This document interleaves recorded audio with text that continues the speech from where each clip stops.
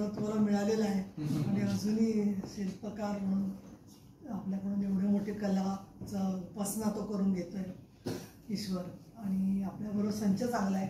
शेवटी आपण सगळ्यांचं मिळून एकत्र एक आयुष्य असतं, एक त्याच्या आयुष्याबरोबर. आणि त्याच्यामुळे चिरंजीव एवढे तुम्हाला समर्पित आहेत आणि सगळे बरोबरचे कार्यकर्ते म्हणजे सुद्धा तेच कुटुंब असतं. त्या दृष्टिकोनातून आणि जाधवांचाही परिचय झाल्यावर मला खूप आनंद झाला.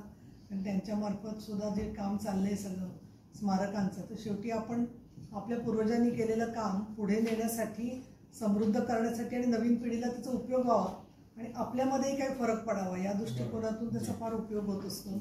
आणि त्यांच्यामधून जी प्रेरणा निर्माण होते या महापुरुषांमधून, महात्मा गांधी असतील, छत्रपती शिवाजी महाराज आहेत, शिवशंभूंचा पुतळा आपण केलाय, संभाजी महाराजांचा, तर हे सगळं करत असताना तुमची मनाची उपासना त्या शिल्पांमध्ये येते.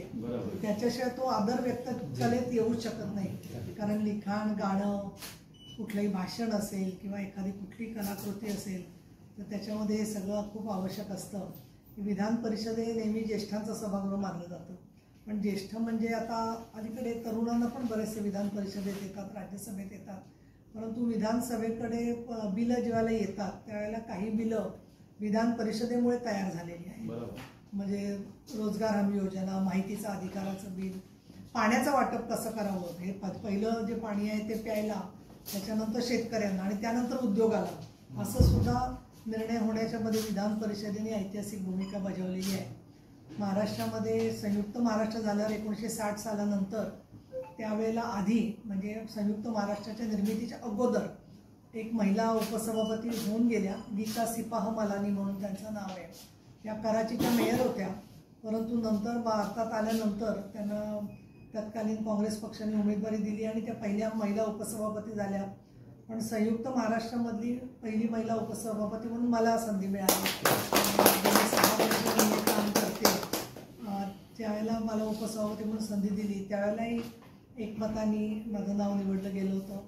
त्याच्यानंतर मध्ये बरीच सरकारं गेली, पण सगळ्यांच्या माध्यमातून आणि देवेंद्र फडणवीस, एकनाथ शिंदे, अजितदादा पवार या सगळ्यांच्या माध्यमातून आमचं आधी बहुमत नव्हतं, पण ते बहुमत झालं हळूहळू आणि परिषदेमध्ये ते काम आमचं चांगलं चालू आहे. आणि हे माझ्या या कार्यालयामध्ये, हे माझं कार्यालय नाही आहे तर हिंदू हृदय सम्राट बाळासाहेब ठाकरे म्हणायचे की असा शब्द का आमदार वापरतात की माझा विकास निधी. माझं कार्यालय ते जनतेचं कार्यालय असतं, लोकांसाठी जे काम करणारे त्यांचं कार्यालय असतं. आणि त्या दृष्टीने आपण आज आला या आमच्या कार्यालयामध्ये, आमचा सन्मान याच्यामधून झालेला आहे. आणि इतकं गौरव तुम्ही महाराष्ट्राचा, देशाच्या, जगामध्ये वाढवता. आणि त्याच्यामुळे मला असं वाटतं की जसं आता आचार्य अत्रेंची काल जयंती झाली तसं म्हटलं जातं त्यांच्या शब्दात, 1000 वर्षात कोणी झालं नाही आणि 1000 वर्ष कोणी होणार नाही, तसं रामभाऊ आपलं काम 1000 वर्षात झालं नाही आणि 1000 वर्ष होणार नाही. अशा प्रकारचं तुमचं कामामधला सहभाग आहे. मी तुम्हाला नम्रतापूर्वक वंदन करते आणि आपल्याला सत्कार करण्यासाठी